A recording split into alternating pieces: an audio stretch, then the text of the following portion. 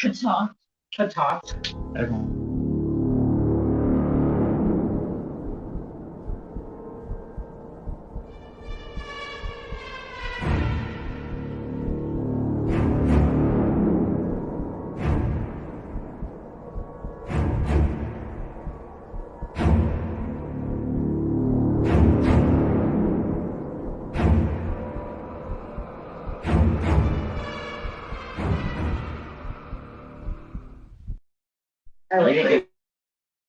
And this is Ghost host, the ShadowZone host with the most, Brian King.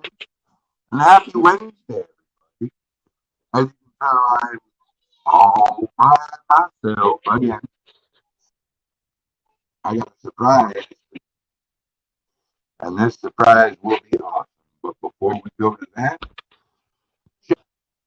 Paranormal and Global United Paranormal is sponsored by Ghost Energy Drink. If you are a paranormal investigator and you're tired, why wait? Grab a ghost and get your energy up right now. And also, if you guys want a Facebook-like atmosphere, but just for the paranormal, then why wait?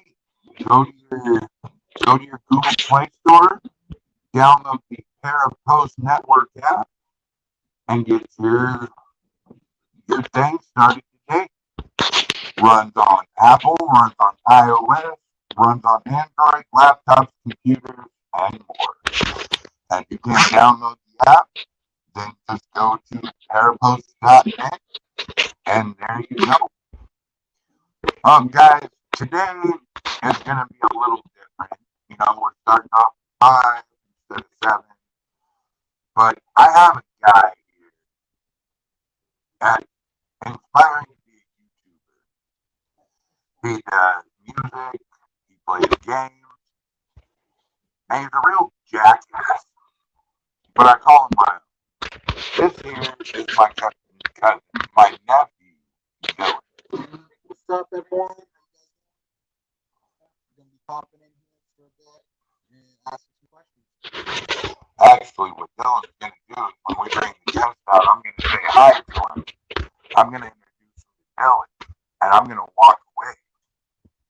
And we're going to see how good Dylan does a podcast. Now, if he does a podcast good, then maybe I might make him my co-host. Maybe run a podcast or two with him.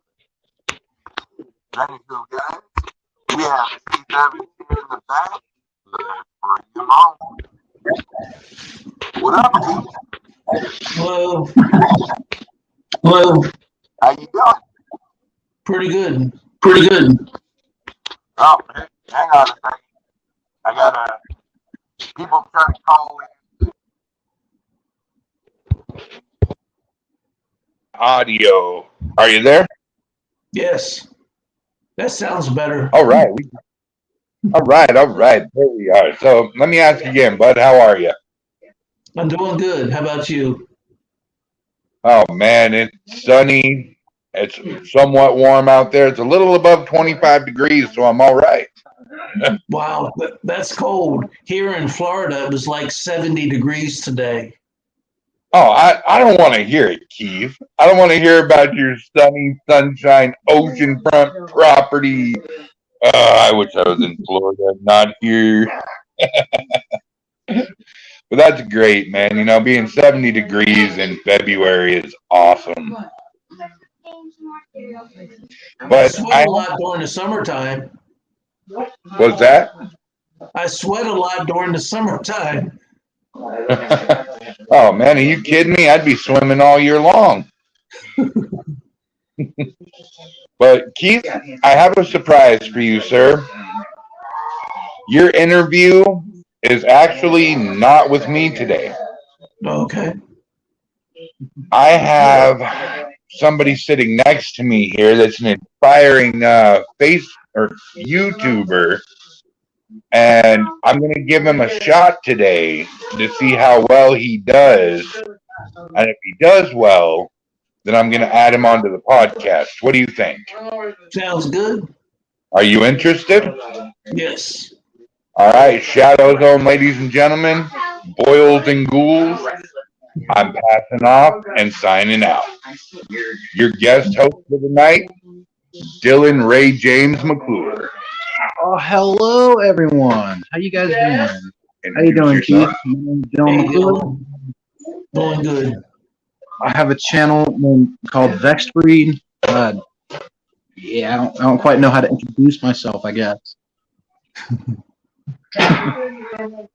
So, I've been wondering, and I think I've already said something about this, maybe not.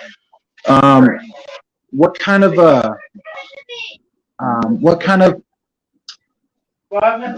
investigations are like the most exciting to you?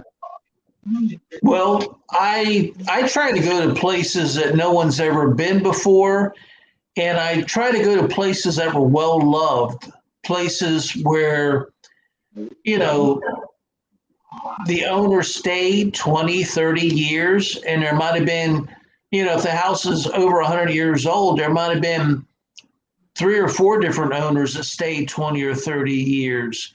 And I like to go to places like that because I like to identify the guardian angel type ghost of spirit, the type Yeah. of ghost of spirit that comes back after death so they can look after the place that they loved while they were alive. Okay. So have you ever had any like bad spirits? No, I can't think of anything that I would consider to be evil or demonic. If anything, I've had angry spirits that weren't actually living at that house, or it might be places where I was at, say, a park or out in the field or out in the woods or by the river. And I would get angry spirits and I would just try to talk to them and try to find out why they were angry. And usually after that, they may go away and a good spirit come, or they just, it changes their attitude.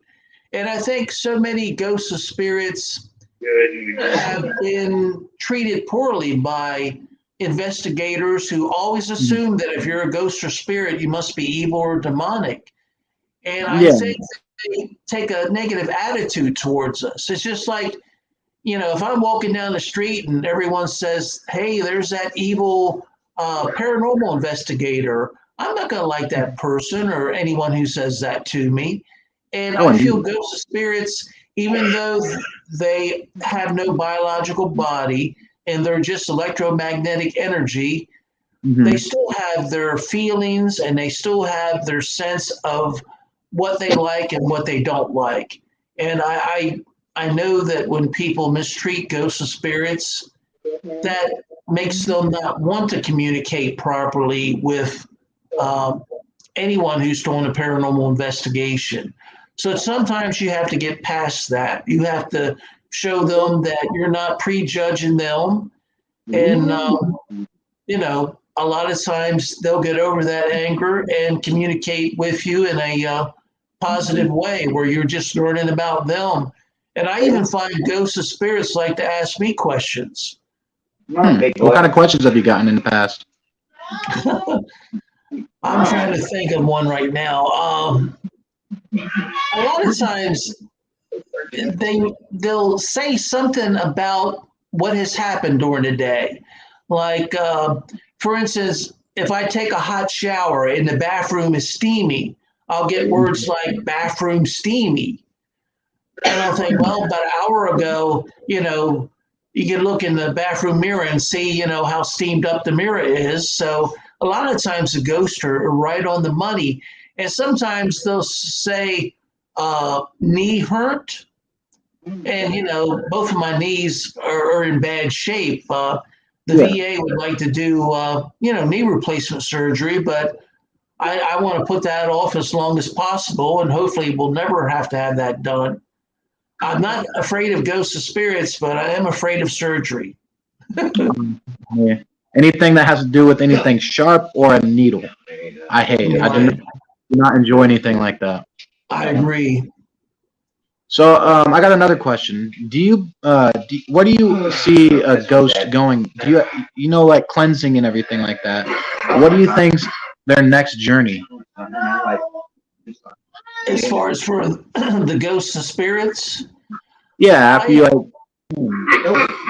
I I usually just leave the ghosts and spirits alone. I don't feel that they're trapped or that they couldn't pass on. I think they travel back and forth from the afterlife to here whenever they want to. It's kind of like the sun coming up in the morning. The sun is electromagnetic energy, and Mhm. we see the light and we actually feel the heat when we get a suntan.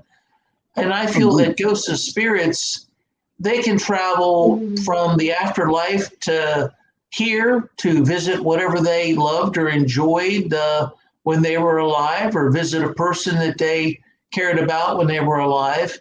And I don't feel that ghosts and spirits are trapped or have a problem getting into heaven. I think they can readily go back and forth. It's just, it would be like us saying that I'm going to cleanse so that the light from the sun doesn't touch me and I don't get a suntan. I mean, you could try, but suntan lotion would be the only cleanser that I could think of. But I find that most ghosts and spirits are where they want to be. And if they're near you, it's because they see something about you that they like, something about you that, it could be your great grandfather, it could be your grandfather, someone who passed away who has a certain interest in your success. I just feel that a lot of times them trying to manipulate your life for the good or for the better, Mhm. it's very tricky for them because they don't have a physical body. In And they most can. cases, most people can't hear or see the ghost. And I see every once in a while what I would say is a suspicious individual who seems to, be in my life and then you never see them again. And usually they say something profoundly good, which a lot of times most people will criticize you up and down. And when someone you don't even know comes up to you and says something nice to you, you're thinking, oh, are they going to borrow money, or why are they being nice to me? So Yeah. a lot of times when you see, or when I see a ghost, they look as real as you and I. And a lot of times I don't realize it until after the fact.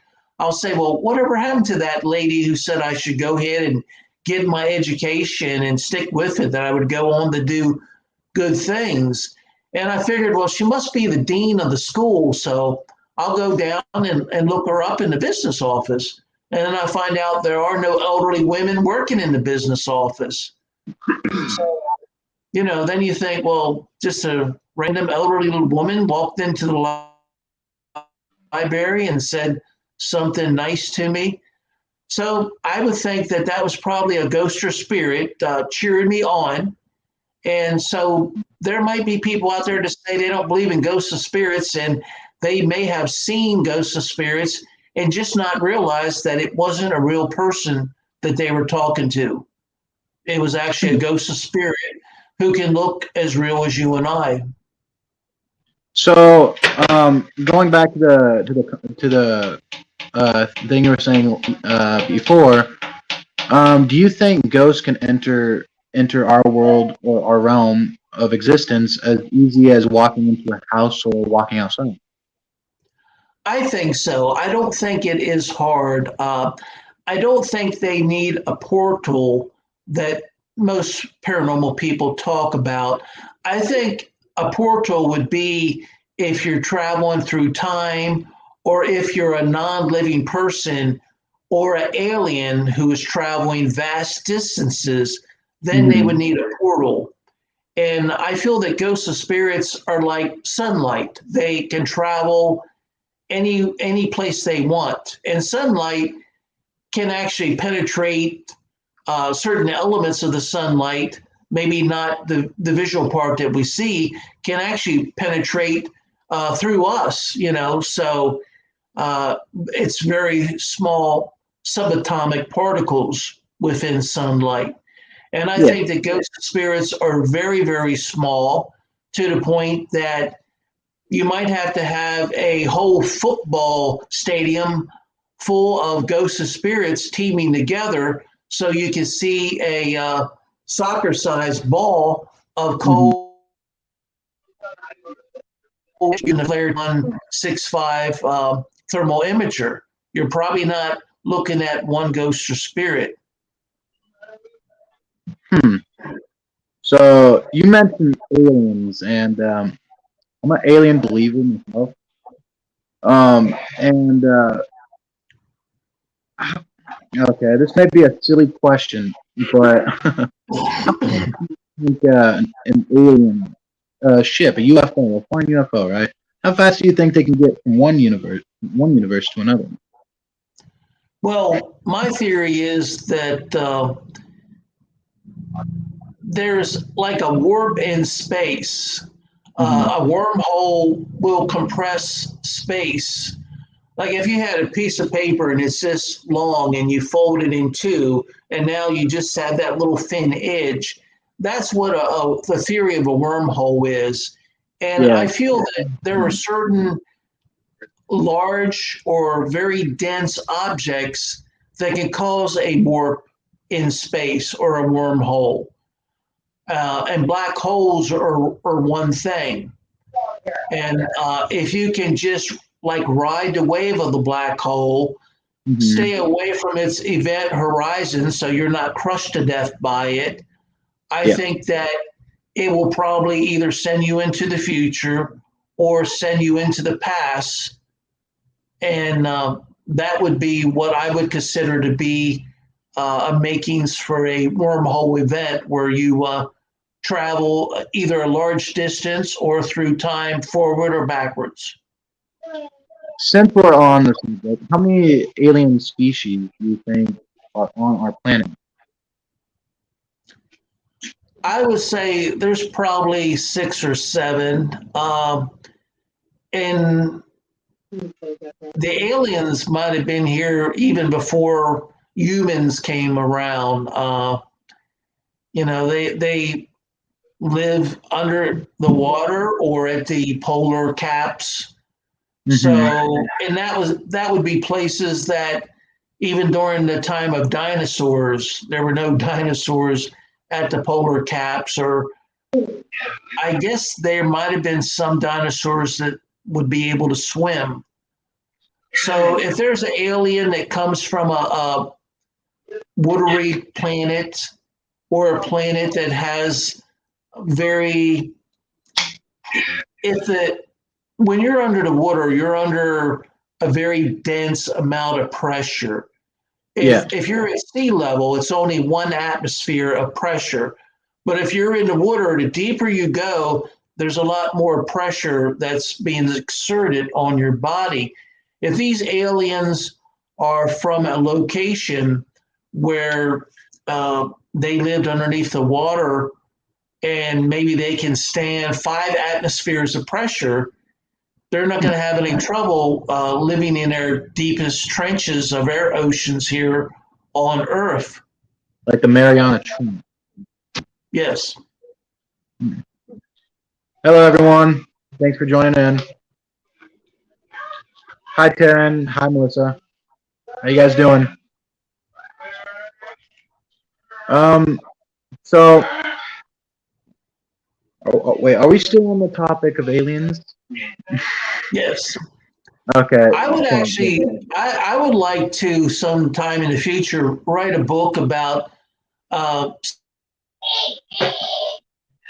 some of these aliens. I'm not a big reader, so I don't know. Some of this stuff might already be out there in someone else's book, but I would like to just put together uh, the theories and the things that I feel is possible. Um, mhm. and a lot of times, like for instance, vampires. Yeah. Possibly a vampire is a humanoid type species that's maybe been here on Earth longer than humans have, and Hmm. it just might be from another. galaxy. It may not be someone who was alive and is now dead. Like they say, vampires are the living dead. So I have a lot of theories about vampires, and that kind of blends into the ancient aliens. And I wouldn't mind writing a book about, vampires in general. I think there's probably at least 5 or 6 species of vampires. I don't think every vampire is created equal, but as a shapeshifter, they work well not to draw attention to themselves, and most vampires can, look just like a regular human being. So that would be another book that I would be interested in working on. So, I Okay. mean, I have the material. I just haven't put it into a publishable book yet, but it's Yeah. something I'd like to do. So do you think a vampire could actually die by being staked in the heart then? Or do you think it's like a conspiracy? Well, I think that vampires have a way of regenerating themselves, where most people, if you can't detect a heartbeat or a respiration, after 4 to 6 minutes, they're going to stop doing CPR and just call it and say that they've passed away. And Hmm. I think vampires somehow go into a suspended animation, kind of like the polar bears who sleep during the winter, hibernate. So Hmm. I think somehow their body regenerates, and they in the coffin once they're buried, because we just think of, hey, if you're not breathing and don't have a heartbeat for 4 to 6 minutes, that's it. You're dead. And I think So, vampires somehow, when they're in the coffin, they can switch over and switch back from breathing oxygen to breathing CO2. mhm. And that keeps them alive until someone like a grave robber opens up the grave, and then that surprise. Mhm. So, but as far as certain things, like I think if a vampire would be near radiation, or possibly even a stake to the heart, might be permanent death, because losing their head, might be a permanent death. I think Mhm. there's limits to, you know, anything staying alive. If a nuclear bomb goes off, or a conventional bomb goes off and blows them into a million pieces, that would probably be death for a vampire too. But I Yeah. don't think they die in a normal sense like we do. Or Okay. at least So I think I'm not a vampire. so do you think a vampire could be another form of the paranormal? Well, it could be a alien. I think there's numerous possibilities. And Hmm. I do feel that there's probably more than one species of vampire. And I think that they have the ability to, fit in amongst the population. And as shapeshifters, I think that a vampire can look like, if they want to look like a bat, they can. If they want to look like a cat, they can. And I have some theories about shapeshifters too. I feel that all of us are reincarnated, and we may not always be reincarnated into a human being. So Yeah. a vampire, you know, which just is kind of iffy, because if vampires don't really die, they shouldn't be reincarnated. But on the situations where they get the stake in the heart, or the nuclear blast destroys them totally, then I think that their soul would be reincarnated. And they might be able to control time and space. And actually, their shape shifting is going back to a period where they were actually a monkey or actually a bat. So that might be the trick to shape shifting. At least that's my belief. Okay. Thank you, Brian. And um, so I had a question. Okay, so you know those species like the supernatural kind of stuff, like banshees, like even a Bigfoot, and all these kind of species. What's your outlook on them? You're breaking up a little bit. You want to know my outlook on like cryptic species? Yeah. Well, I'm sure that there are cryptid species. I don't know if they're here all the time. Hmm. It could be that they are uh, from years ago, and somehow there's like a small black hole which warped them so that they are actually transformed into our timeline and people see them. Hmm. And, they might, uh, as they're walking in their timeline and our timeline, and they get away from this, very small but very dense black hole, then Hmm. that warp goes back and then they return to their timeline. Okay. That's one theory. And it also could be that Bigfoot is an alien and they have the ability to shapeshift and to disappear. Yeah. So Some of the we Bigfoots have been like caught on camera, and then we're never really able to find one. So maybe that theory could very well be true. and they might be here in a hologram form, Hmm. which we see them and they can see us, but maybe they're not here. I don't know, in a flesh and blood form. That's a possibility. Hmm. Well, what do you think about the people that have been attacked by the Bigfoots?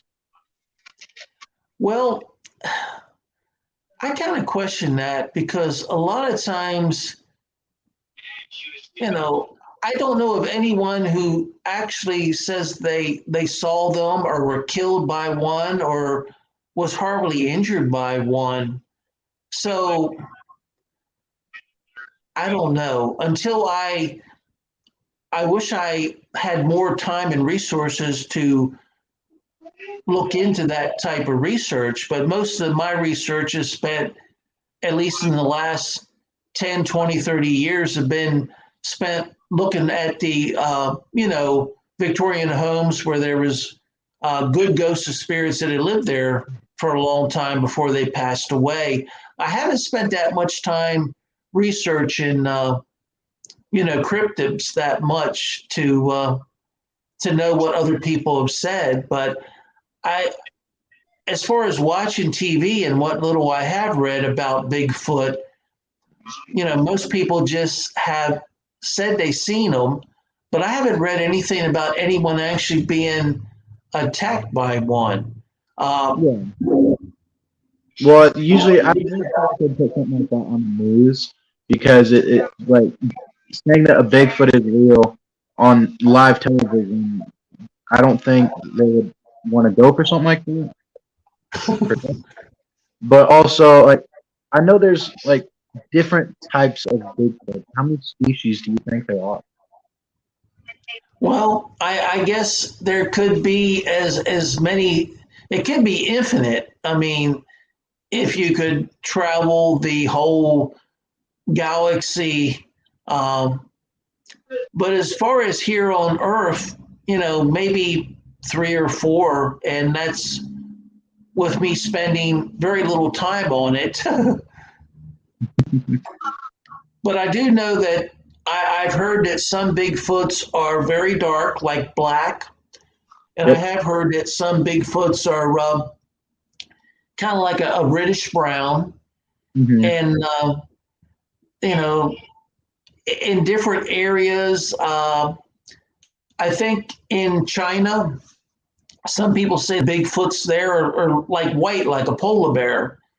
Yeah. So, and then I've heard some people say that some Bigfoots aren't that tall. They're like 5 foot or 6 foot. and they don't think it's a whole group of children. They think that some Bigfoots aren't that tall. Mhm. So until we can actually identify their DNA and sequence it to see if it's a different species, I guess we won't know until that time. But I would say possibly three or four at the most that I know of, just from what I've read and what I've heard. So like I'd say another species would probably be the Ohio grassman. That was the swamp Bigfoot. And then in Florida, they have the skunk ape, which I've been told is not that tall, between 5 foot and 6 foot tall. But over the years, I'm sure that there have been hurricanes and storm surges, and they may have assumed that a a monkey or a great ape was killed, and they might have actually escaped to the wild. So some people might be seeing, you know, certain great apes that have escaped and survived in the wild, like in the Everglades, where there's not too many people to see them. So, and others might actually be a species of Bigfoot. Okay.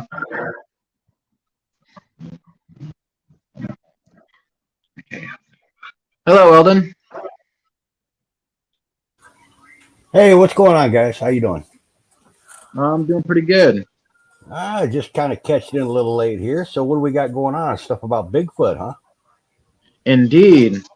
So my name is Dylan McClure. I have my own YouTube channel. I go by Vexed. I'm just I don't know. I guess I'm taking the camera for a bit. Oh, there you go. It's a lot better picture than we're used to. You know, I got the genes, but I got the looks as well. Yeah, that's okay. It's I got a 10 with uglier than me all the time. So Yeah, I bet it's a nice change, ain't it? oh, good lordy, switch that back. I'm back. I'm back. How you doing, Keith? Doing pretty good. I can't see you, but I can hear you. Yeah, I'm working on that, my man. I see. Yeah, I'm actually working on that as we speak. There we go. There you Oh, are. there you go. Yeah. David yeah. said hello, Eldon. All right. How you doing there, David? Good to see you, buddy. So Keith, in all the information that you have there, in your opinion, of course, we don't have any hardcore facts. It'd be a different day if we did. But in your opinion, do you think that, say, example, the cryptids, as far as Bigfoot, aliens, the spiritual phenomena that we experience, do you think this is all related in some way? And if so, do you have an idea on what that root cause could be? Well, I don't know if all of it's related. Some of it might be aliens, and of course, we actually might be the alien. I mean, what other species on Earth wears clothes the way we do? What other species on Earth gets a suntan if they're out in the sun? I don't know of any. I've never seen a dog or a cat or a bird with a suntan. Or, most of those animals don't wear clothes unless a person puts it on them. Right. So we might actually be the alien here if you go back far enough. Right. Huh. Very interesting. I'm running low on battery here for a second. Hang on, we're getting nitpicked. Ask Okay. another question. Have Brian put that thing in. No, man. We're working on it. We're working on it. Technical difficulties. Technical difficulties.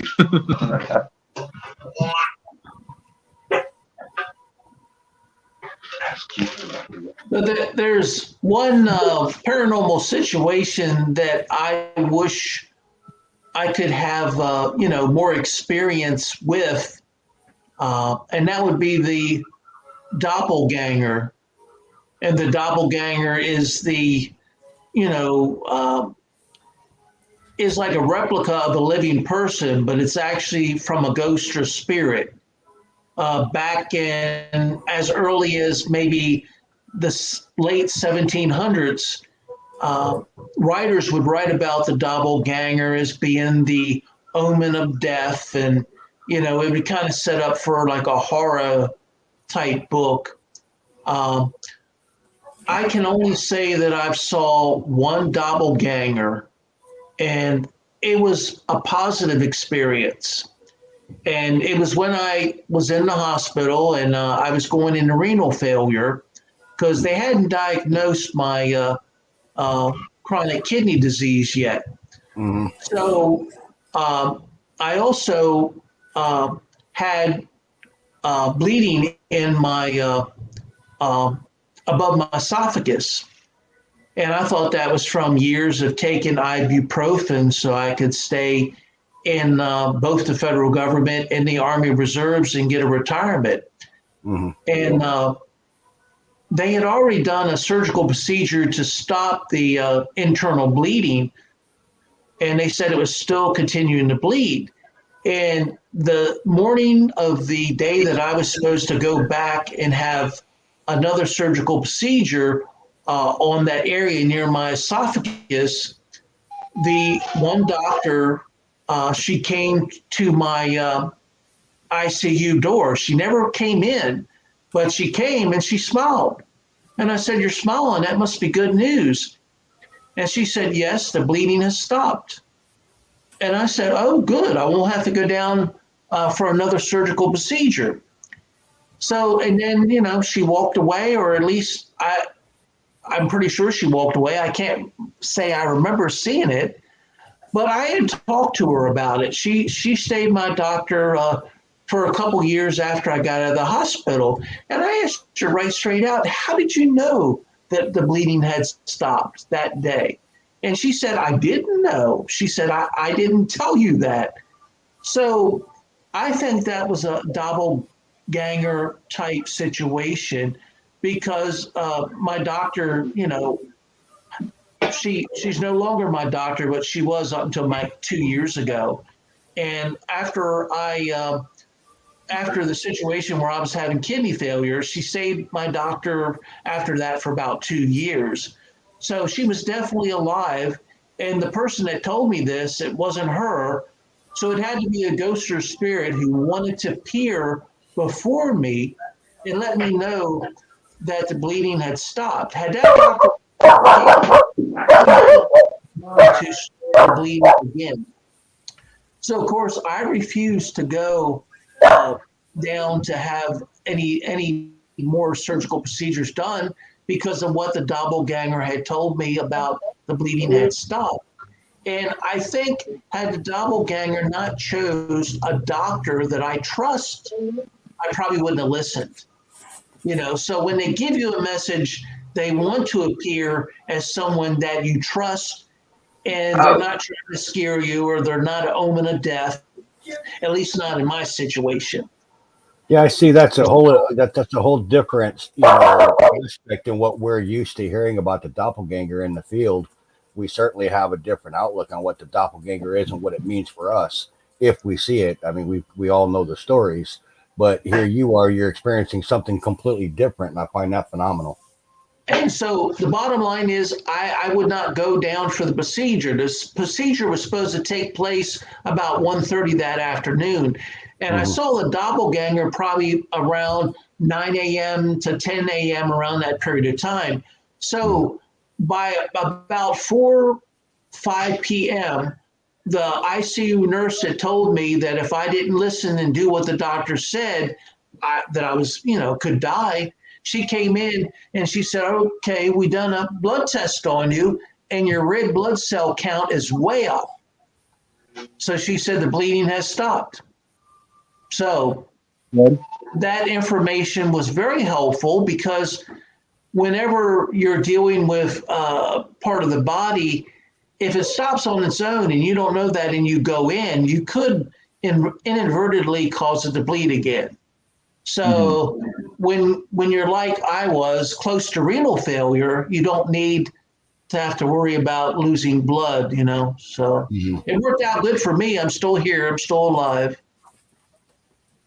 Outstanding. That's a cool story. I've never heard a story like that coming from a doppelganger. It's the first time I've ever heard it. Yeah, I'm sure it happens to other people, and they just don't follow up on it. I Mhm. mean, had I not followed up on it, you know, had I not asked the doctor, I would just truly believe that somehow she had known. But she Mhm. was a kidney doctor. She wasn't the doctor that was taking care of my the bleeding above my esophagus. Right. Okay. So we got your story of your encounter with the doppelganger. What do you exactly think a doppelganger is? Like, do you think it's like a shapeshifter? Like, what do you think? What do you think a doppelganger is? Well, I think it's a ghost or spirit that has a vested interest in helping, in this case, helping me. Mm-hmm. And it may have been a relative who felt that if they somehow took the image of a doctor that I liked and trust, that I would listen to the doctor and then not go down for the second surgical procedure to get the blood stopped. And somehow they knew that the blood had stopped. Now, I Mm-hmm. don't know how the ghost or spirits would know that. But anyway, this what I would consider to be a person who has already passed away. Um, that's what I think a doppelganger is, and I think they choose to appear as a living person that you trust, so that when they tell you something, you will take it for its face value and follow their instructions. Okay. It worked good for me, you know. Oh Hmm. yeah. So in before we started, you were talking about you being a referee. Can we get a little more on that? Well, it was years ago. I think the last match I refereed in the independent circuit in Florida was probably, that might have been the one where I tore my pants, and I still refereed after that because I had one more match and I didn't have a second pair of pants. But it was probably a match in, I'm trying to think. It was a little town. Oh gosh, it was above. It's like a Native American name, but it's one of the older roads that kind of goes in the middle of Florida. And for the life of me, I can't think of that road. But that's where this match was. Today, that area has like the villages, but it was near that, not at the villages, but near that on this highway. So anyway, it was a good match, and other than tearing the seat of my pants, I had a good time. So So me and Brian, we're actually training. We're going to be training here soon to be wrestlers, and we're going to be in the ring together, and that's going to be a fun experience. yeah, I think you'll enjoy it. I enjoy it. I would still like to be involved, but I would almost have to be a manager, and I think that's about the only thing I can do. I don't think I'm fast enough at 63 with bad knees and a bad back to really be a good referee. You need a referee that can be up and down and really into the match. And I think that my I'm limited to what I can do as far as refereeing. I think I would make an excellent manager. That'd be kind of cool. Man. That'd be cool to be a manager or something like that. Being able to get get the feel of still being around. You know. Yeah, that's true.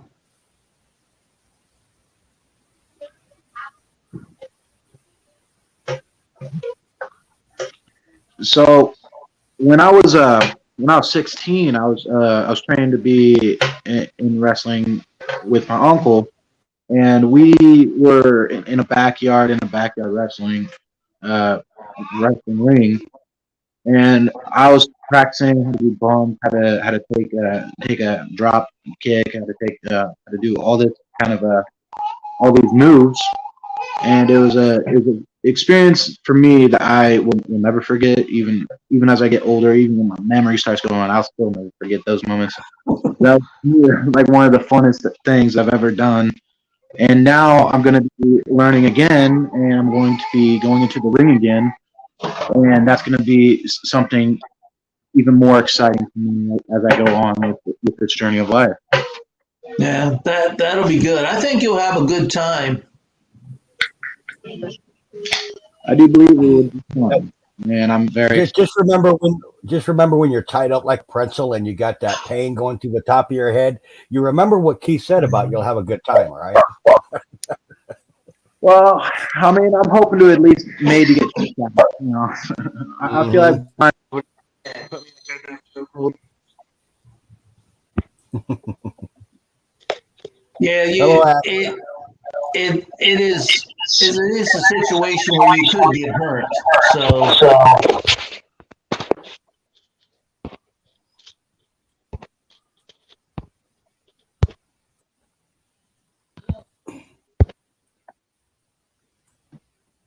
I think it's uglier than me there, Keith.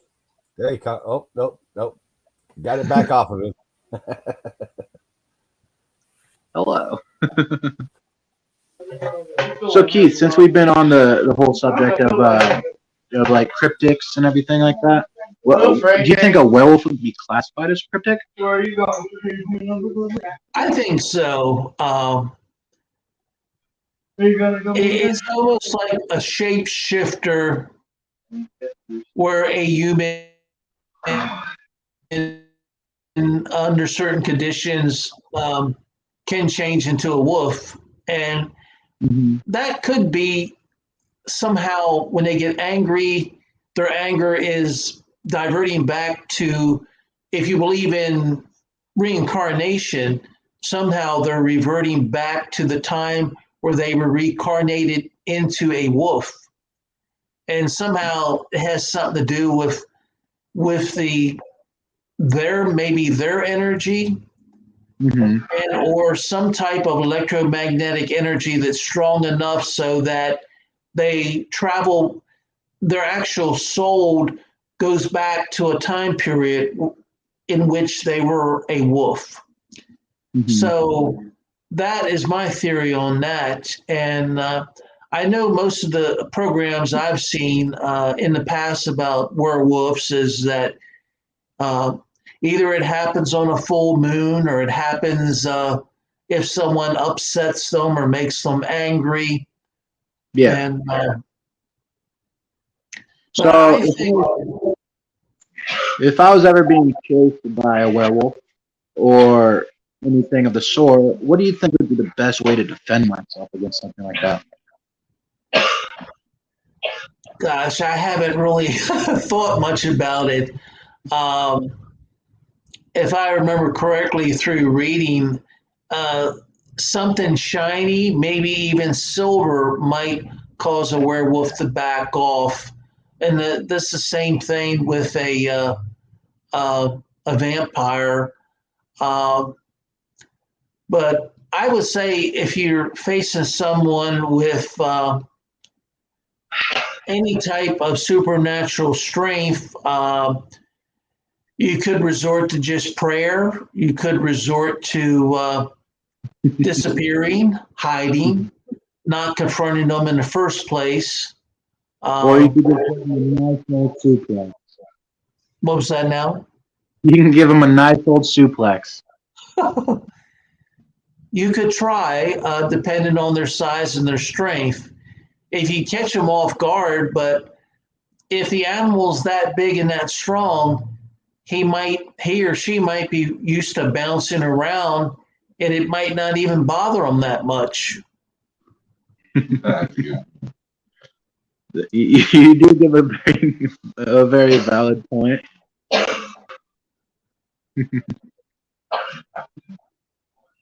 Hey, Eldon, do you got any questions? Oh, Eldon. Oh, Can't I hear think you.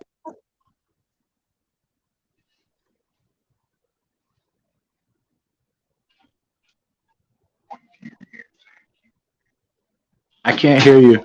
Oh, he left. I don't know if he's gonna pop back in. You might. What have you been doing lately? Well, paranormal wise, I've been doing paranormal research near my digital alarm clock. Uh, it is an alarm clock that the millimeter picks up unusual levels of electrical current, Mhm. sometimes as high as, 20, 30 milligauss. And then sometimes it'll be rather low, maybe anywhere between 5 and 7 milligauss. So I was interested in the alarm clock just because I couldn't figure out why I was picking up such high electromagnetic energy. So I started to use my Obelisk 5 and just see what if I could get any words or communicate with my digital alarm clock. And I Mhm. would just get a flurry of words. And there were so many words, it was almost like talking to like 100 different ghosts or spirits to the point where it didn't make any sense. And then finally, I tried to be like a referee and say, hey, just one ghost at a time can talk. And I would tell them, I need your name first. And I did a YouTube paranormal session called Paranormal Short Session 9 by Keith Evans at the digital alarm clock. I guess it was yesterday.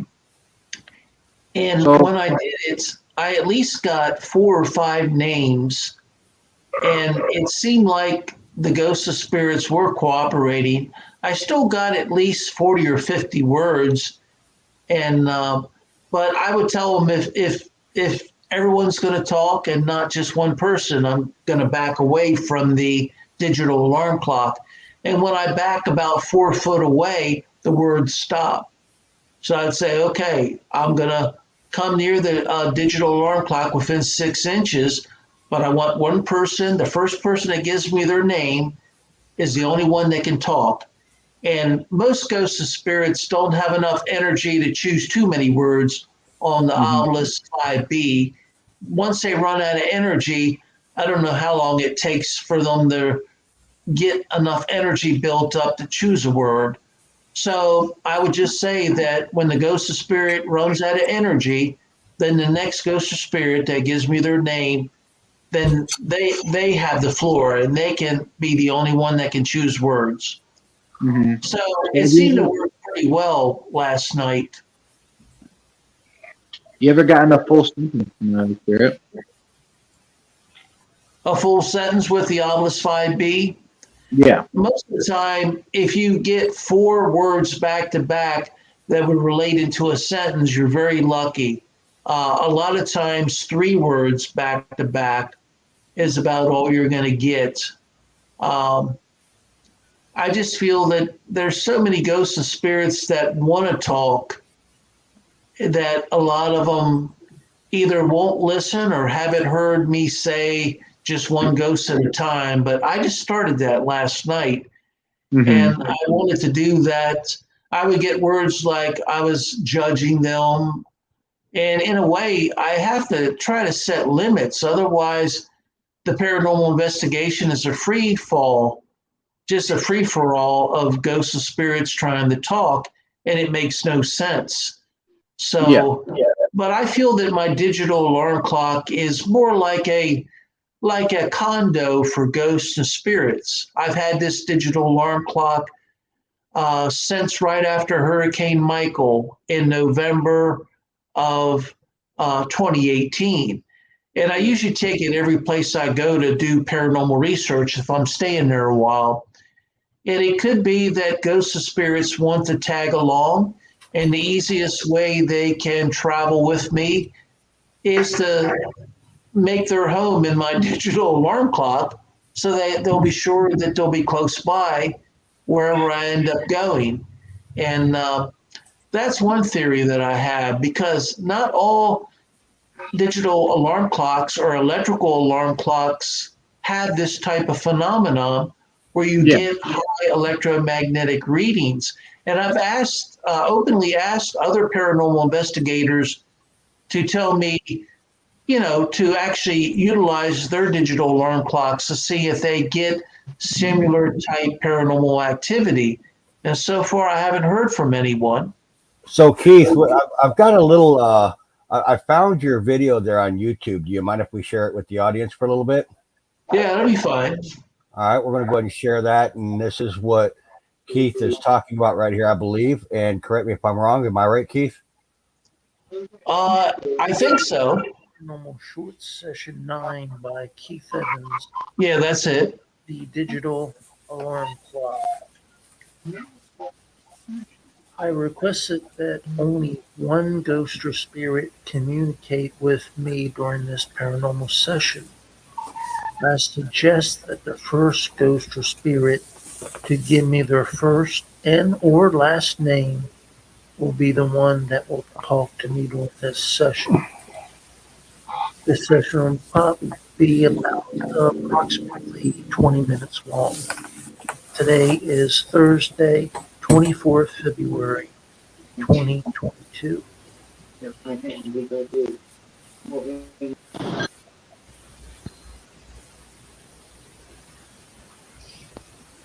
Okay, Artemis, you're going to be the first person that talks.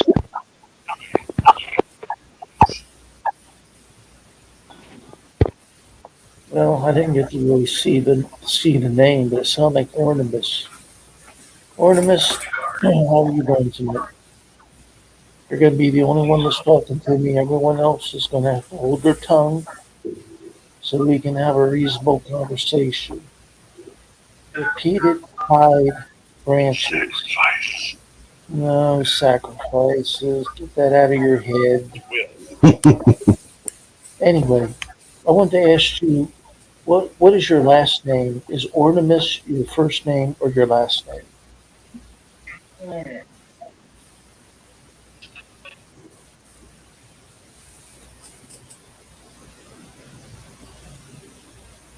Okay, I'm about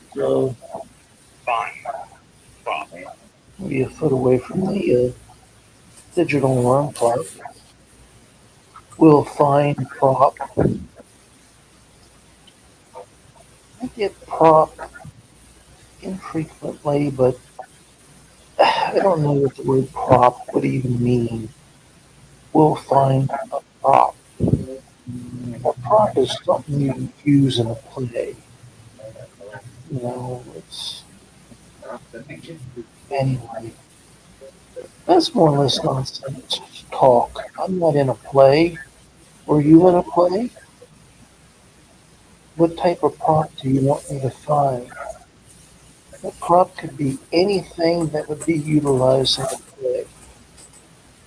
Now, is this Ornimus? Ornimus was the first one to give me his first and or last name. Score.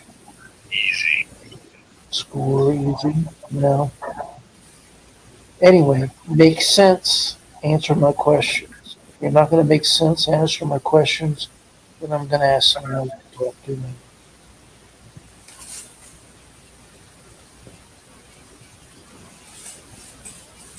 What year did you die, Ordimus?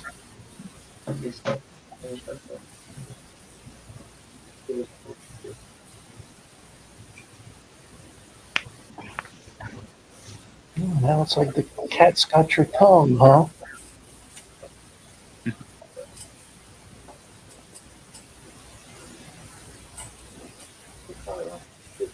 Yes, I'm close to the digital alarm clock. All right. Judge. Judge? Yes, I judge. I ask you a question and you don't answer. Him. Cake. Yes. Anyway, I think it meant to say kick me in the knee. Oh, yes, game. Now this is the obelisk line B. Five. Anyway, answer my questions or I'm going to back away from the obelisk line. Bacon. Triangle. Disturb. I can see I'm about 4 foot away.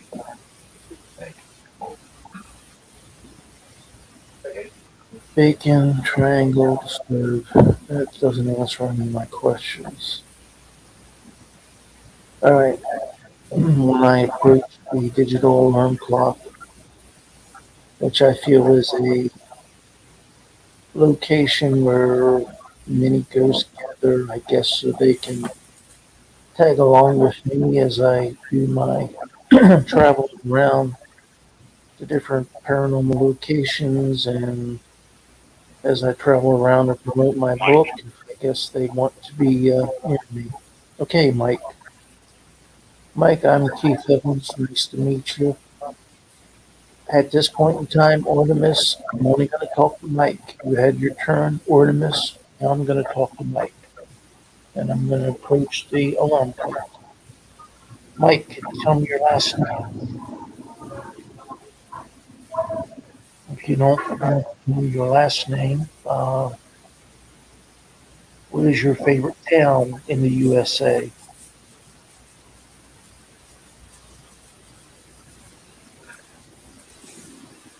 All right, maybe you don't remember your favorite town.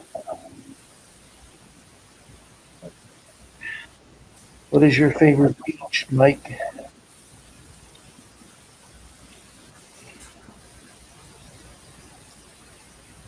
What is your favorite carnival ride? Probably within 6 inches of the digital alarm clock.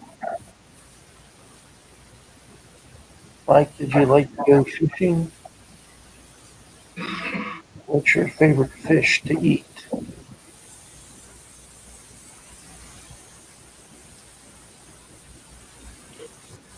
Mike, were you a hunter? What was your favorite weapon? Polo. Well, I guess Mike ran out of gas. Eggs. Brave.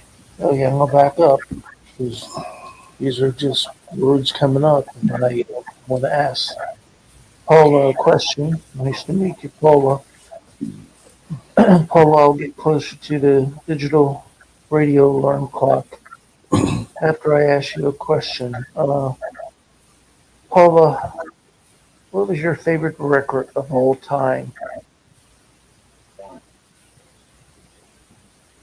Stream. Stream. Who sung the record Stream? Oh, well, am I going to catch anything? It's a dark room. No, nothing. Anyway, said Brave before Stream. Oh, I didn't hear Brave. Waves. Emily. President. Emmeline, okay. Emmeline. I'll back off. So we're going to ask Emmeline. Emily, grew up in the Hayes house when it was first built by. Oh, that's pretty interesting. Yeah, it was a quite active night, and you notice that when I backed off from the digital alarm clock, the words stopped. And on some occasions, when I was actually 6 inches away from the digital alarm clock, I got no words. After I got the word Mike, he just didn't say anything. So I don't know if all ghosts and spirits have the same amount of energy to manipulate the obelisk 5B. I mean, I don't know how in the world they do it, and a lot of times maybe Mike just was not able to manipulate the obelisk 5B. He might have been in there trying to do it, but then Paula came along and she was able to start rattling off words.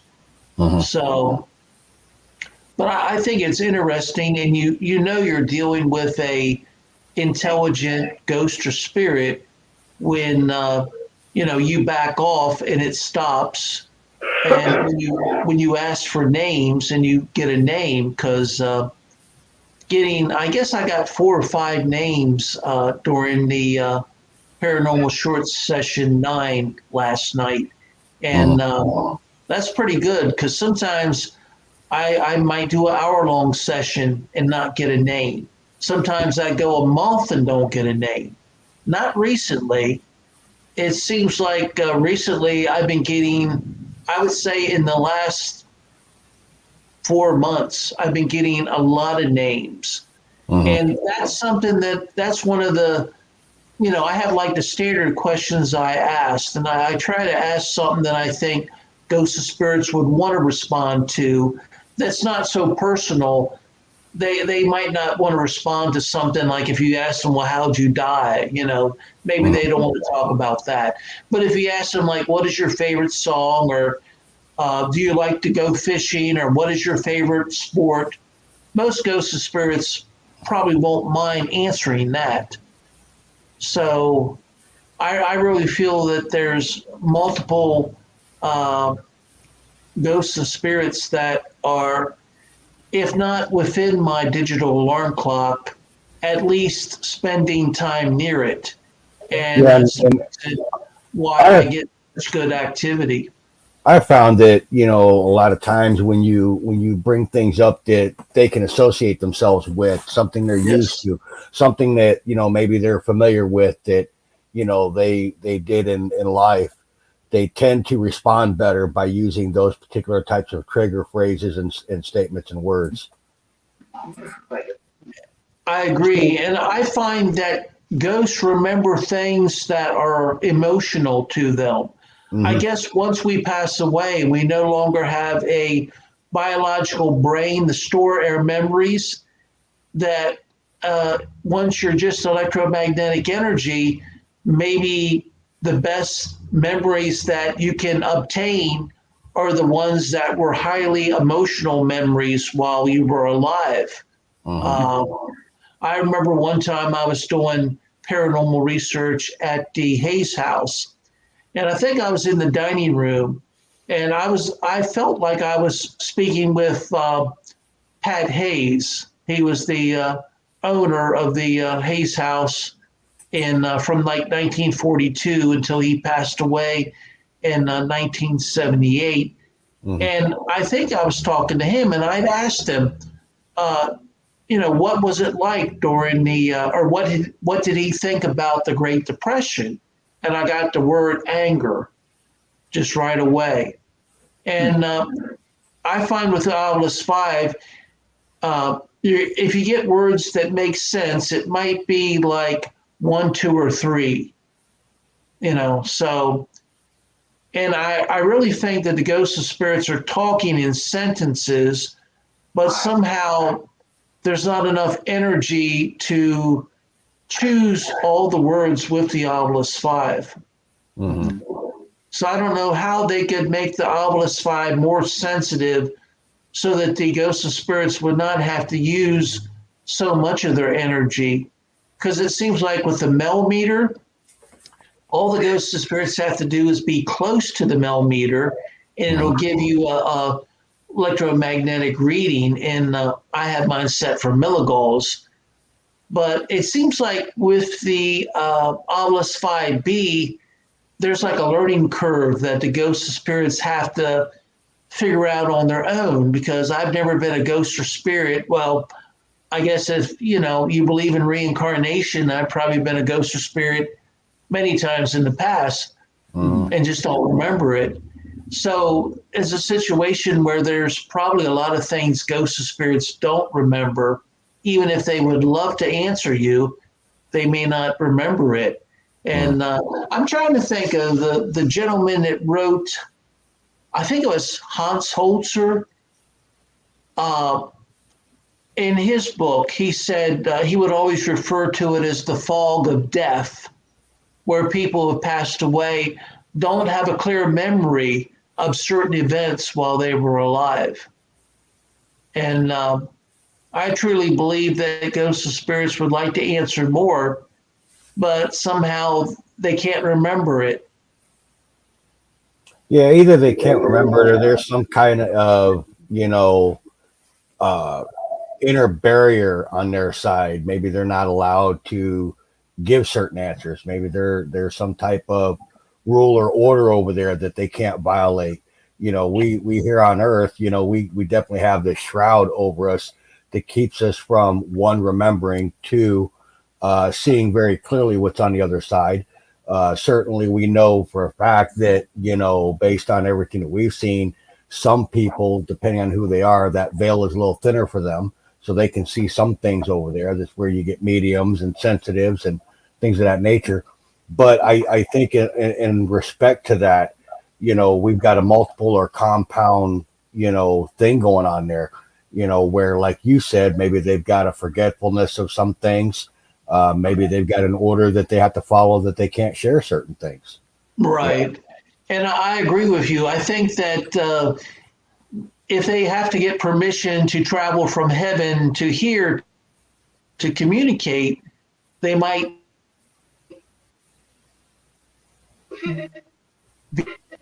be only allowed to help more. They can help and what they can do. But all I can say is I'm glad that doppelganger of my first neurologist, or is it, I think, kidney doctor, I'm probably not pronouncing it right, but I'm glad that doppelganger showed up and told me that the bleeding had stopped, because I think if I would have went back down and the doctor would to have tried to replace a clamp near my esophagus, it could have started the bleeding up again. Mm-hmm. And that's a very tedious area where they could, do damage and cause you to have problems with eating and swallowing and stuff like that. Yeah. So, Keith, and this can go for you too, Eldon. What's the question that you guys ask that gets the most activity? What is the what where I get the most activity?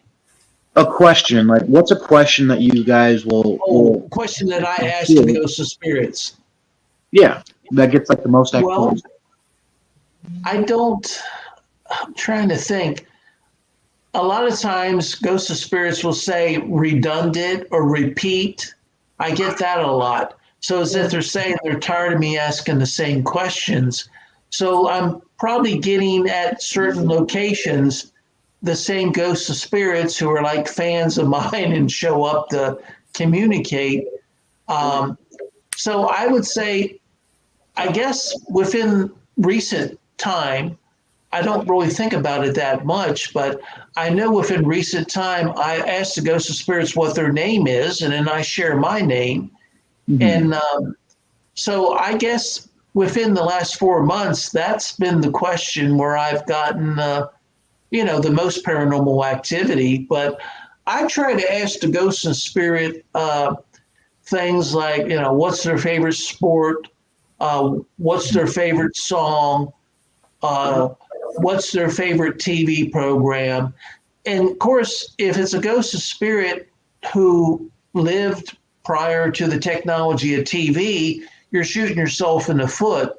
So if you can stick to things like what's your favorite song, mankind has probably had songs even before they had records or record players. Mhm. And so things like that, I'm sure everyone at least has a favorite song. I'll ask questions like, what's your favorite color? Now, I don't believe I've ever gotten one single answer from what's your favorite color, because very rarely do I get a color on the Obelisk 5. And Mhm. it's very rare to get a yes or no. I think I don't think I've ever got a no. I think I've got one yes.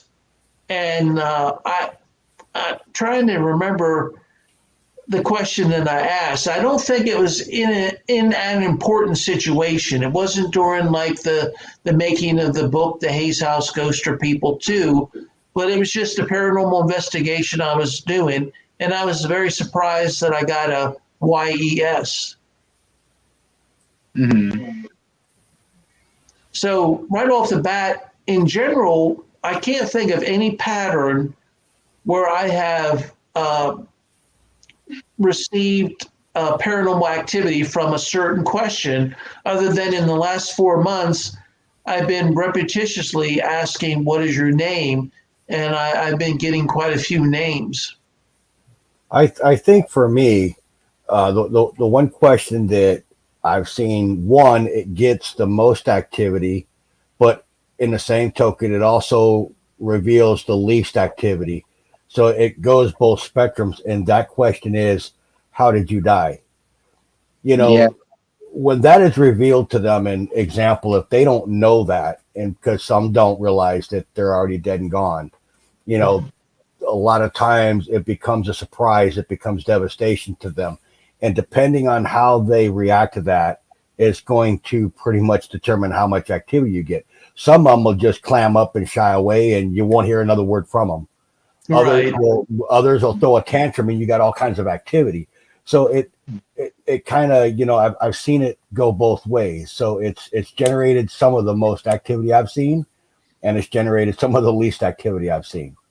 And usually I don't ask that question, but if I get words like crash or auto accident or burned or drowned, then I'll ask, is that how you passed away? Right. We won't ask that particular question in any other location other than a burial site, cemetery, or something of that nature. I see. If we're in a home, if we're in another building of some sort, we'll shy away from that particular question unless, like you just said, there's other indications leading up to that. Then we'll, adventure into that possibility. But absolutely, that's not a question we ask in an area not known to be a burial location, just free will. Yeah. Mhm. That's a good idea.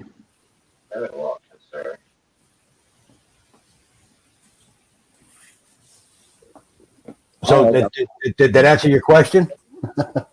Yeah, no, it was one of those questions I was just curious about because I've been out on a few investigations with my uncle, and I'd say for me, like I'd ask all sorts of questions, not knowing if it was a good question to ask or anything like that. But I'd try to ask as many questions as I could. And I think the one that I found that came up that was good for me, that came up with like a good evidence was how did you, you know, and it would What was the question again? how did you die? And you got responses, good responses? It was never really responses. It was just the at the time we had EMF readers and uh, I think they were just EMF readers, I and see. we responses on that. The lights would light up. Well, if I have the opportunity to know something about the individuals who lived at the location where I'm doing paranormal research, if I knew like a place where they worked, I'll try to ask questions of things that they would be proud to talk about. Like, where did you work? Right. When I did the Hayes House, I had did other paranormal locations in that area, and I had gotten really good paranormal activity. And I figured since a lot of the places around town that I had did, the people had actually lived at the Hayes House. So when I asked permission to do the Hayes House, I had a pretty good idea that if the ghosts of spirits are hanging out at the places where they worked in town, they're probably still hanging out at the location where they lived. But I tried to find out as much about the possible ghosts of spirits that like lived at the house where I'm doing paranormal research, so I can find out about, say, if they were a carpenter. I would try to ask questions about what did you like to build? Did you build like cabinets? Did you build furniture? Did you build houses? Try to talk about something that would influence them to want to respond back. Mhm. Yeah. So, seeing how I'm not that good of an investigator, and I'm newer at it, right? What kind of advice would you guys give me, like going into an investigation? I would say always show respect. Try not to get angry. I'm the type of person, I want details. I want them to talk more about it. I don't want them to just give me a brief, description and then not talk anymore. So I have a tendency to try to, like, as that one ghost said, I'm judging them. But I just want them to be clear about what they're trying to say and to go into more detail. And that might actually be expecting too much, because maybe a ghost or spirit don't remember the details. And maybe if they do remember the details, they've used up all their available energy and have no more to talk.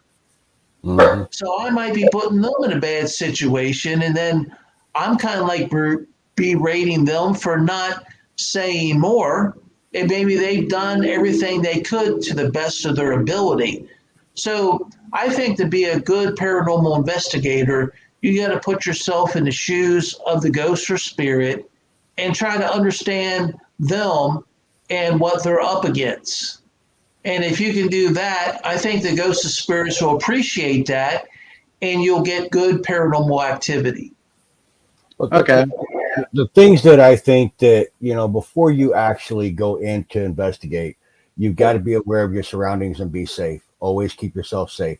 There's a lot of dangerous places and things you can get into around here that you can get hurt very bad, either yourself or your teammates, depending on, what you're doing. So safety is definitely the number one, I would say, is the thing that you want to keep in mind. And like respect. And I can't say it enough. Respect is a virtue in this on every level. You've got to maintain your respect. And beyond that, if you get involved in something where you're in over your head, don't let your ego get ahead of you so far that you don't ask for help. Don't be afraid to ask for help. It's better to get help than to either second guess something and get somebody injured, or you take something home that could injure you or your family. Okay. And also, one thing to remember, don't trespass. Get permission. If you can't get permission, then you just don't do paranormal research there.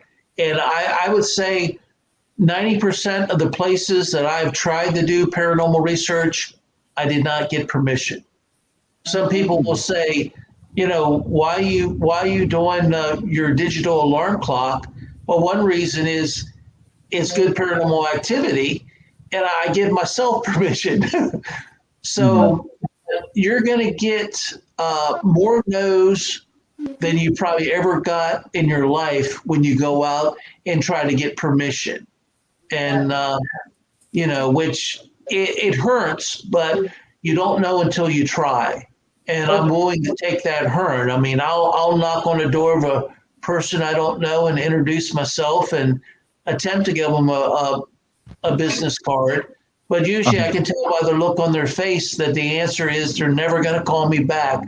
Just when I say I'm a paranormal investigator, some people, it's almost like the life goes out of their body, which is kind of sad. It's almost like they're now getting frightened. So, which is sad, but that's the way most people are. Um, but you're going to have that. And as a good paranormal investigator, I've never been a team. I've always, when I did the Hayes house, I had a cat that worked with me, or at least was on the table where my equipment was. For the most part, she tried to take her feet and push the equipment off, because I was paying more attention to the equipment than I was paying attention to her. But I've always worked by myself. And while working by myself, I try to, go to places that are well kept.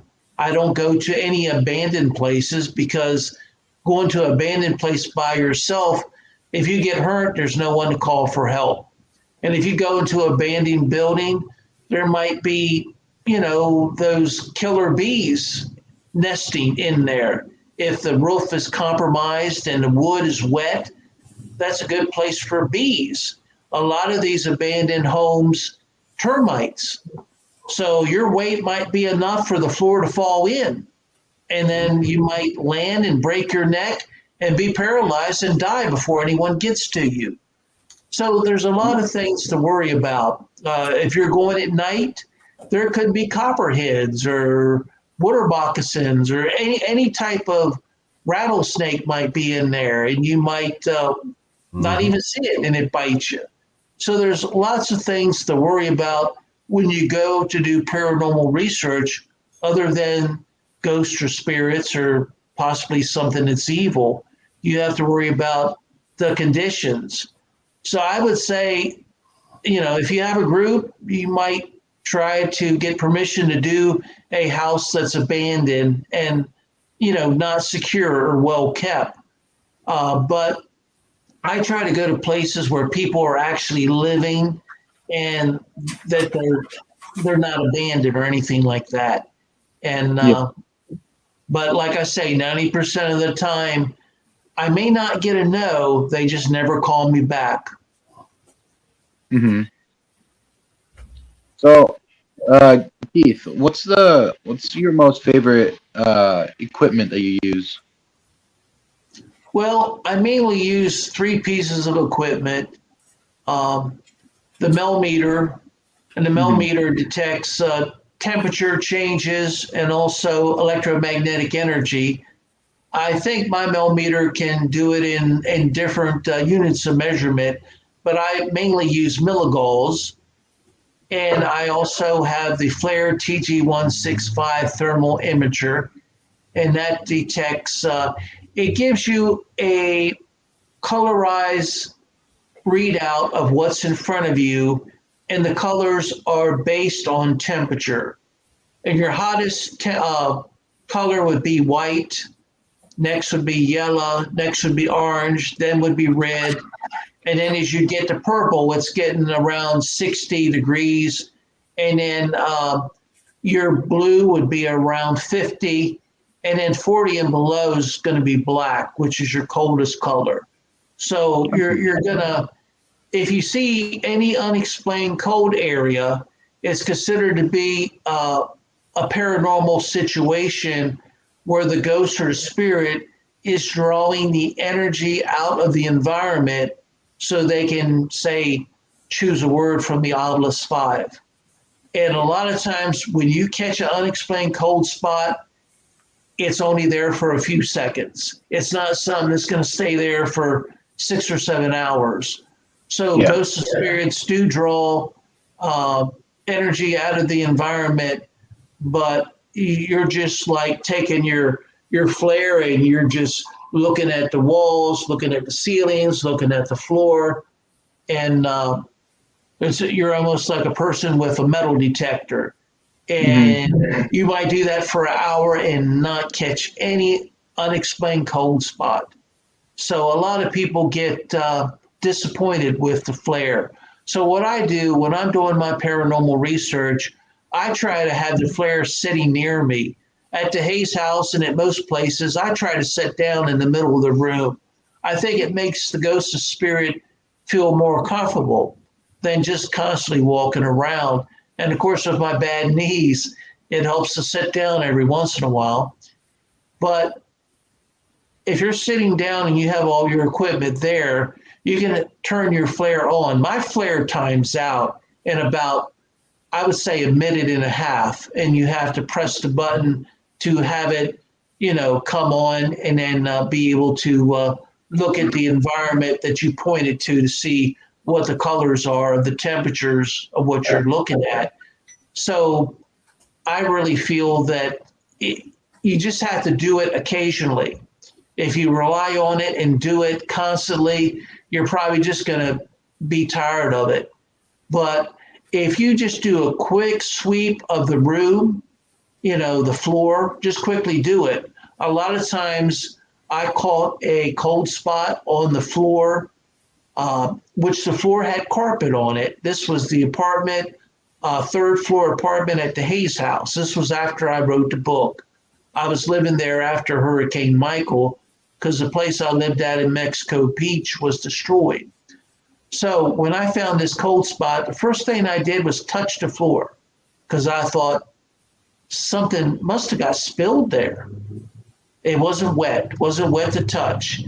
And I kept the Flare TG165 aimed at the cold spot, and I took some still photos. And I would say in about 5 minutes, that was it. The cold spot was gone, maybe even less.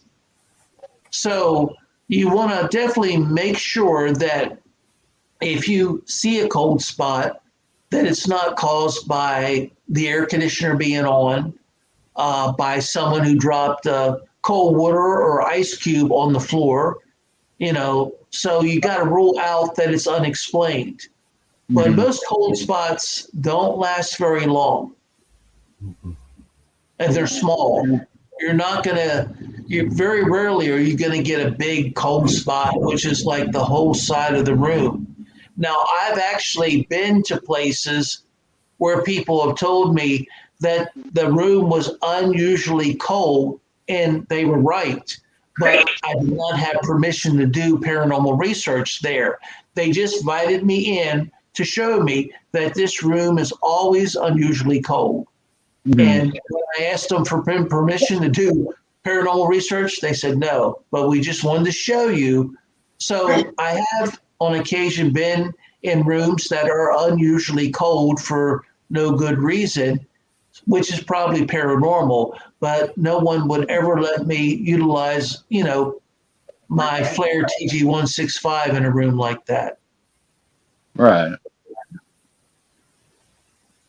But it's rare. I hardly ever run into cold spots that I can feel with my body or my hands or my face. And when you aim your Flare TG165 at a cold spot, it might look like it's on the floor, but it could be anywhere between the floor and if this was my TG165, it could be in front of my TG165, or it could be somewhere in the air between my TG165 and the floor. The TG165 doesn't actually tell you where the cold spot is located, but it's somewhere. Like if you draw a straight line between the floor and where you're holding your TG165, that cold spot could be suspended anywhere between there. Okay. Eldon, do you got any questions? No, man. I mean, that's some pretty good information. However, just a recommendation, if you can swing it, we have a Seek Shot thermal imaging camera that gives us temperature points up to 5 different locations and the depth distance in which that's getting a reading from. That's good. It also has a continuous record on it, where you were saying yours is good for what minute and a half you said? Yes. Yeah. And there's no way to set it longer. And it's not a video camera. You can only take still pictures of it. Gotcha. Yeah, the Seek Shot will give you video capabilities where it's continual record video, and you can also take snaps of it, but you can put it on continual run, and on a full battery on that thing, it'll run for about 4.5 to 5 hours. See, that's good. That's good because you're going to probably catch something. Yeah. Who sells the C-Chat? Honestly, I just got the thing online, to be honest with you. I did some research on it and loved what it had to offer over the FLIRs that I was looking at. I mean, if you want to get a FLIR machine that's going to cost you $35,000-$40,000, it'll do all that. Very expensive. Very expensive. They're crazy, pocket dips is what they are. and this one here costs, just over $400, and it's about the size of a digital camera. That's good. Mm-hmm. I'll check into it. Yep. It's a seek shot. There's one thing that I've always wanted to use, and I've never had a chance. Dowsing sticks. I always wanted to get dowsing sticks because it seems to me like that would be something that would be low energy, so that ghosts of spirits could, choose. Say if the dowsing sticks are crossed in, yes. If they're out, no. Well, the skeptics out there, they love to, beat up on the whole dowsing sticks and dowsing rods. Well, they're moving it, or, of course, we know that they were used to find different types of minerals and metals. They've also Water been too. how to find water wells. Something else that, I've recently come to realize is that the ground in some locations are charged, meaning you can take a 3-foot copper rod, drive it in the ground 20 feet away. You can drive another one down there and take the 2 wires, hook it to it, and it'll light up a light bulb. And, so that it's generating electricity somehow. So if it's doing that and you've got no way of reading that energy in the ground, how do you know that it's not moving the rods? So if you've got a way to be able to detect if it's putting out energy, if you've got a way to detect what the water table is, and you've got a way to detect even seismic activity, which could cause friction, which also in itself, directs energy. If you got a way to detect those 3 factors and you can get a 0 reading while you're actually getting those rods to move, I think we've got something going on. But you've got to be able to test it measurably and have something to bump against it. Well, I guess you could, like with my millimeter, if you're not picking up electromagnetic energy in that area when you do your background readings, then that would probably be a good place to use your dowsing rods. And you could always take a video of your total background readings and choose just a small area where you're going to use your dowsing rods. And if your millimeter is showing 0.0 milligauss in that area, then at least when you did the background sweep of that area, there wasn't any type of environmental electromagnetic energy being dispersed by the earth or correct. And the only thing that you'll have to further check out when you're using the dowsing rods is your water table. See what the water source is underneath. Because unfortunately, your millimeter, your K2 or whatever you're using, that's not going to pick that particular stuff up. Even the Lutron 822A that we use for our baseline readings won't pick it up, and that's probably the most accurate EMF meter that we've got. Well, what you could do is, before you start your paranormal investigation, if you're right over water, it's going to cause a response from your dowsing rod. So you could do just a background reading to see what your dowsing rods do, because that environment, if it's over water or the water table is high, it could cause a reaction of your dowsing rods. So then you wouldn't be able to really do any paranormal research there, with your dowsing rods, because it's going to be a false positive. Right. But again, you're going to have to basically take this data, because like I said, you got skeptics out there. And if we're going to reach this from a scientific point of view, we're going to have to show that data. I mean, we can know ourselves. It's kind of like a personal experience. When I see a shadow or I see a figure, hey, I saw this, and the skeptic's going, cool, where's it at? Well, I didn't catch it. Well, how do I know I saw it? It's one of those things. But if we're going to be effective in the field, it's still going to be this data in readings, we have to have that data supported in evidence. Yes, that is true. That way you can show all that. And I know that some people don't enjoy watching footage of background readings, but it definitely shows that before you started your paranormal research that you were not getting any, milligauss on your millimeter in that area. Well, let's be honest, Keith. Let's be honest, Keith. Our paranormal researchers and our investigators, it's after the truth that, are really interested in that data. We're going to be paying attention to that data for a reason. And it's the ghost hunters or the thrill seekers out there that they're not interested in that. They just want to see the activity. Right. You see, because that's obviously what sells.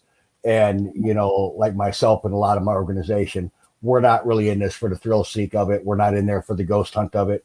We're in there for the scientific, research of this to get to the truth, to get to actual hardcore data. Right. Mhm. And in my book, The Hayes House Ghost for People Too, I put a lot of information in there about my background readings. Mhm. But anyway, my next book, if I do a book about paranormal research at a certain location, I don't think I'll put that in because it's very expensive to, publish. And the more pages you have, the higher the book is. And Right. the Hayes House is about a $22, $23 book because it's 435 pages. If I'd have left out all the background readings for, I guess I did about 44, 42 1 hour long paranormal sessions. Mhm. If I'd have left, well, I just did a background reading of the room. I didn't do a background reading before each paranormal investigation because nothing about the room really changed. So, but the background readings, if I take that out, it would make the book less expensive. And I think the average reader isn't concerned about that. I could always save it and document it just for maybe use in if a paranormal investigator wants to go to the Hayes House in the future and just see what their readings are. If they get background readings that are very high in one location, it doesn't necessarily mean that it's part of the room's environment or the electrical system. It could be that a ghost or spirit is present and their millimeter is picking up that electromagnetic energy. So Right. even with background readings, you don't know for sure if you're not just picking up the electromagnetic energy of a ghost that might be in that area. Right. It's one of those things you don't know. It could go either way, and you're not going to know that until you get in there and scientifically put your testings to work. Check your grounding of the house, make sure all the electrical, is on point. Get an electrician in there, check all those readings, make sure everything is good to go. If you've exhausted all these possibilities and you're still getting these readings in the same location, then yeah, absolutely. Let's go to the paranormal and see what's going on because now you've been able to rule every possibility completely out of the equation. Now you can look at the paranormal and say, now what's going on? And we can proceed this investigation on that end. Because when we're investigating paranormal, we've got two spectrums. We've got the scientific and we've got the paranormal.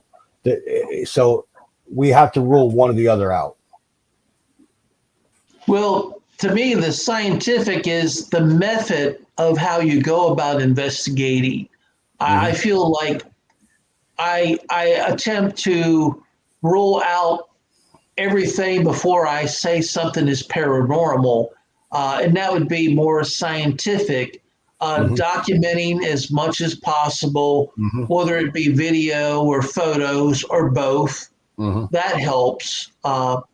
But scientific is just the way you go about methodically each time doing your paranormal research, doing your background readings and documenting everything. Because, anyone could edit, I could say my Obelisk 5 could pick up the word he died. And then an hour later, I could say, what happened to him? And then you could edit it into what happened to him? He died. And it just could be edited, So unless you do it live where people can see where your hands are, what you're doing, you're holding the obelisk, it gives more credibility to what you're doing. Because a lot of things, especially 4 or 5 years ago on TV, when they're in the dark and you can't see anything other than what's going on, anyone could edit in information from any piece of equipment and, make up their own storyline, and it could be that none of it actually happened. That's why I like to do things that are live, or at least I record them without editing at all. Hmm. Well, so Keith, what's the hardest evidence that you've got live? What was that again? What's the hardest evidence you've got that's live? Hardest as being good, or Yeah, like what's the best evidence that you have in the paranormal? Like I'll be cap- back here, gentlemen. well, I would say it depends. At the Hayes house, a lot of things that happen in certain locations is not on camera, and I could kick myself for not having multiple cameras. Before Hurricane Michael, I had like three video cameras. And of course, now I'm down to one. But Yeah. you almost have to have a video camera. If you're doing paranormal research in a room for an hour, have one that covers each wall and have Yeah. it sitting back so that there's some overlap. But I would say, as far as the best paranormal that I could think of at the Hayes house, there's been good paranormal at other locations. Now, this paranormal happened after I wrote the book. This is while I was living there after Hurricane Michael. My book was published, I think, the end of August 2018, and Hurricane Michael destroyed the place where I was living, and I moved into the Hayes house at the end of October of 2018. But I would hear footsteps at night running up the third floor apartment. And I would just raise up in bed and look, and there'd be nobody there. And I'd get up. The third floor apartment had on the second floor a locked door. And if you get past that locked door, it's just an open stairway that comes up to the third floor apartment. And the third floor apartment is pretty well open, except for a closet for clothes and a bathroom. So when you hear thump, thump, thump, thump, thump, thump, thump, like someone running up the steps, and this happened more than one time, it didn't scare me, but it definitely woke me up because I thought someone had somehow got into the door. It had a lock on the inside, but it was just a very simple lock. And I figured, well, maybe somebody got in. But that happened several times. And I could also hear somebody moving up from the first floor to the second floor, and there was nobody there. The only other thing that happened, this was after I wrote the book, was at the third floor apartment. One day I was sitting there. I was actually, I was on Facebook at the time, and I was putting posts on Facebook.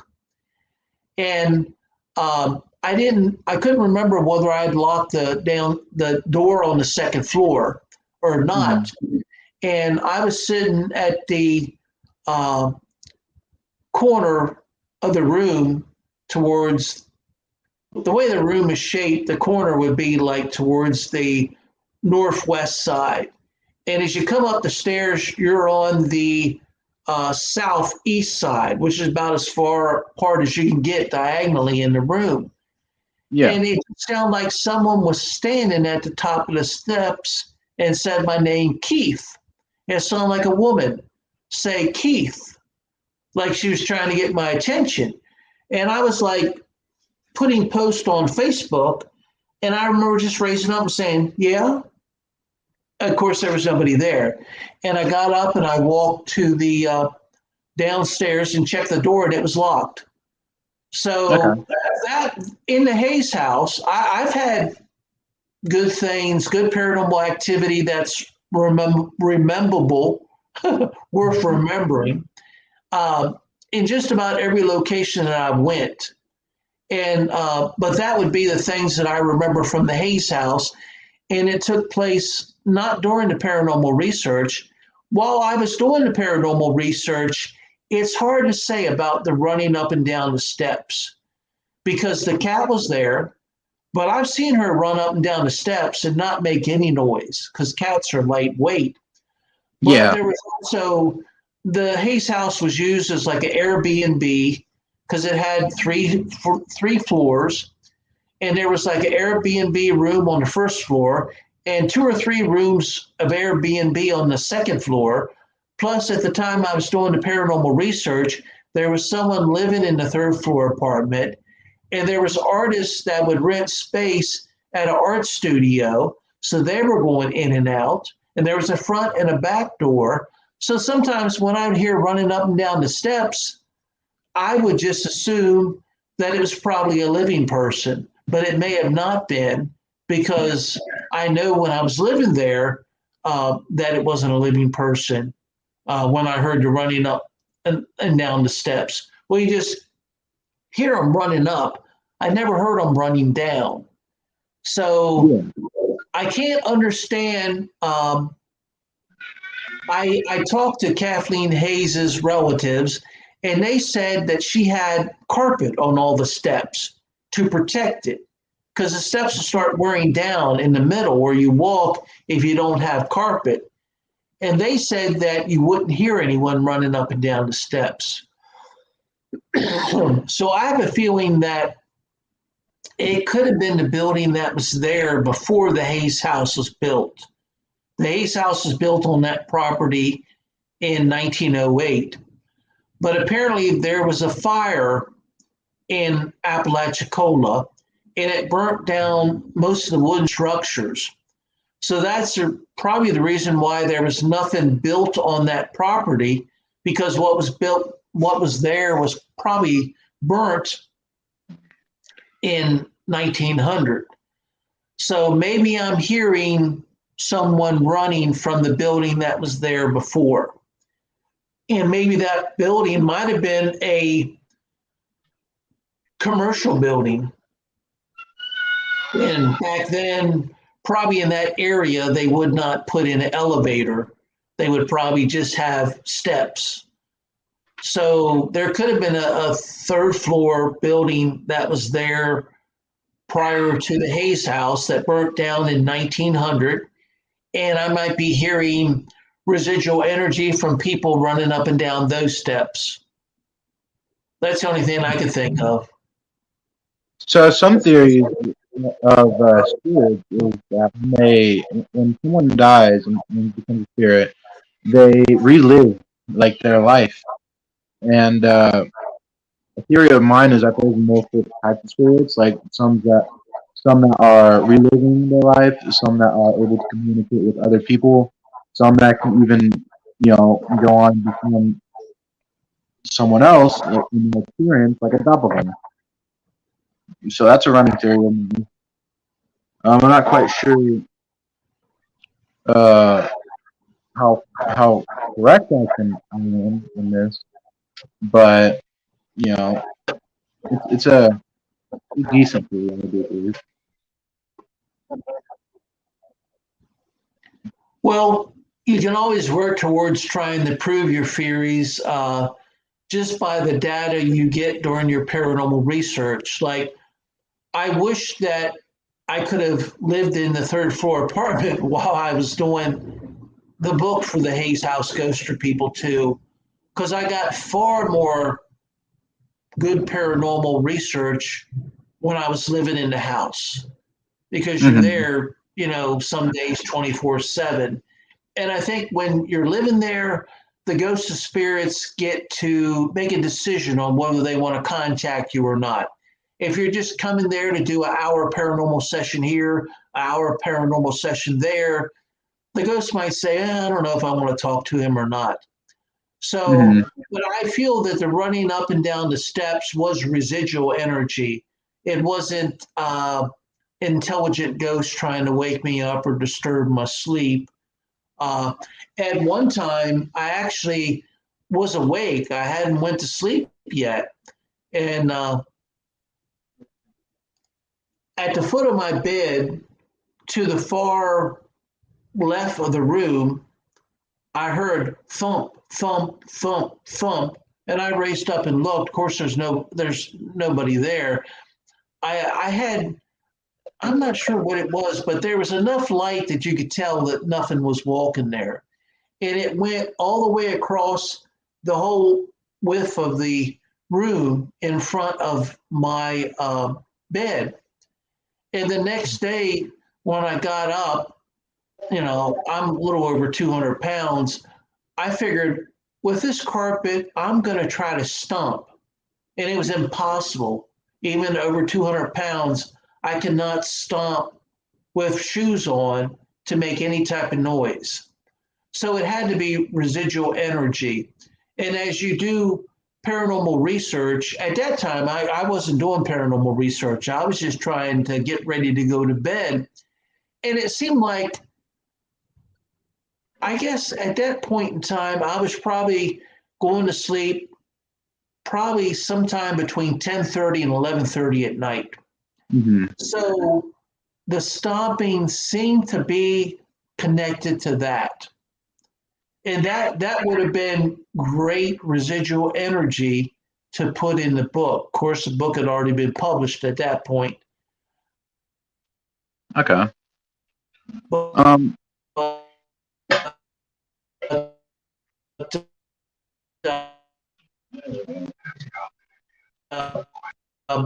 anyone in the future to go to his house 10:30 p.m. Eastern time to about 11:30 Eastern time.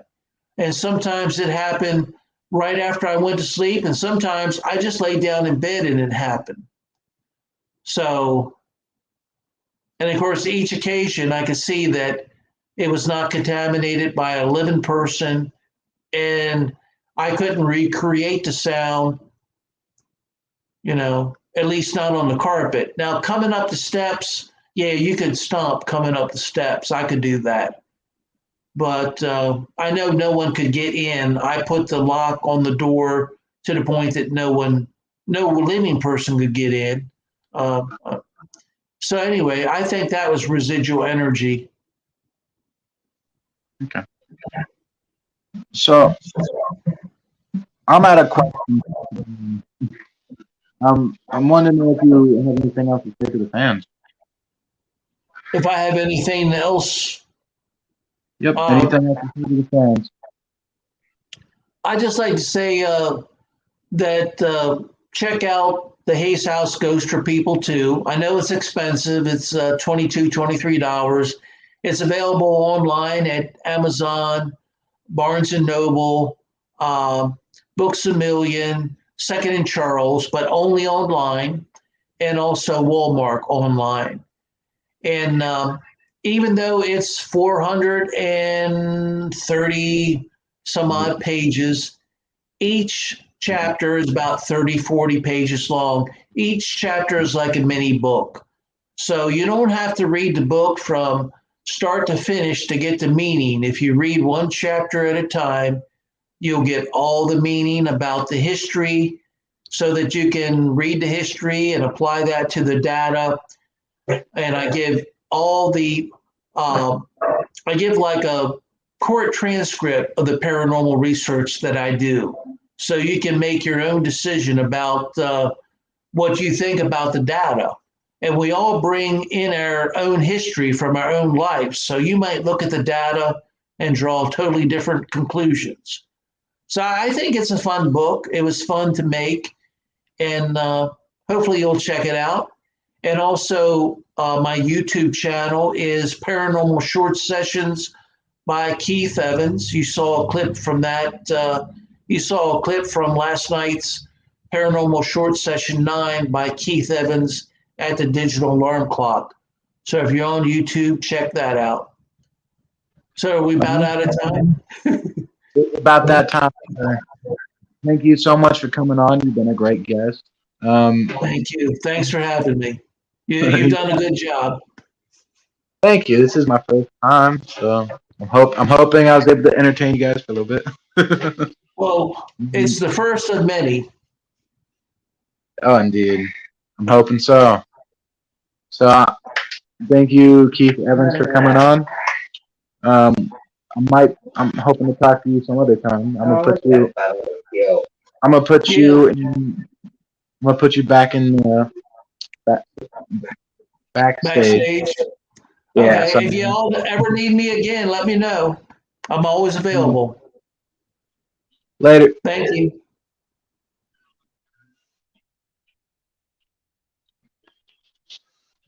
Well, guys, that was the show tonight. I would like to thank everybody that was watching. And if you like to see Dylan in more podcasts, definitely hit us up in the messages and let us know.